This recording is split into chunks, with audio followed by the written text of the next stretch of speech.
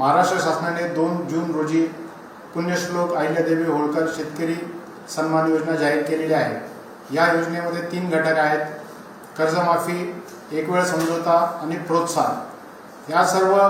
ही सर्व योजना महाआयटीने विकसित केलेल्या पोर्टलद्वारे राबवण्यात येत आहे।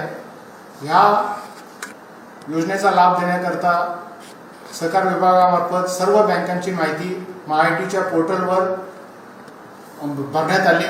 त्याचे सर्व व्हेरिफिकेशन पण झाले आणि त्याची लाभार्थ्यांची कर्जमाफीच्या लाभार्थ्यांची पहिली यादी 25 जुलै रोजी प्रसिद्ध झाली। या यादीमध्ये राज्यातील 16,96,000 शेतकऱ्यांचा समावेश आहे आणि यांची कर्जमाफीची रक्कम 13,600 कोटी आहे।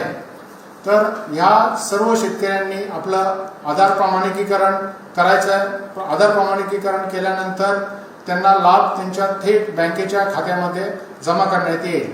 आधार प्रमाणिकीकरण करण्याकरता त्यांचे आधार कार्ड किंवा जी त्यांची यादी प्रसिद्ध केलेली आहे त्याच्यातला विशिष्ट क्रमांक घेऊन आपल्या सेवा केंद्रावर जायचे आहे। ज्या शेतकऱ्यांनी ॲग्रीस्टॅग फार्मर आयडी काढलेला नाही त्यांना ॲग्रीस्टॅग फार्मर आयडी काढणे आवश्यक असेल। काही ठिकाणी थोड्या अशा तक्रारी आलेल्या आहेत की गाव पातळीवर जी यादी प्रसिद्ध झालेली आहे त्यामध्ये कमर्शियल बँकेचे जे NPAचे अकाउंट्स आहेत त्याची रक्कम चुकलेली आहे। तर याबाबत मी शेतकऱ्यांना आश्वासित करू इच्छितो की याबाबत तुम्ही चिंता करू नका।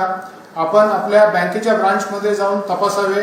तिथं आपली 31 मार्च 26ची थकबाकीची रक्कम दिसेल किंवा तुम्ही आपल्या सेवा केंद्रावर गेल्यावर देखील तिथल्या स्क्रीनवर तुमची 31 मार्च 26ची रक्कम दिसेल। ती रक्कम बरोबर असल्यास तुम्ही आधार ऑथेंटिकेशन करावे। 31 मार्च 26 नंतरचं जे व्याजाची रक्कम आहे ह्याची जबाबदारी बँकेने घेतलेली आहे, त्यामुळे तुमचं संपूर्ण कर्ज माफ होणार आहे।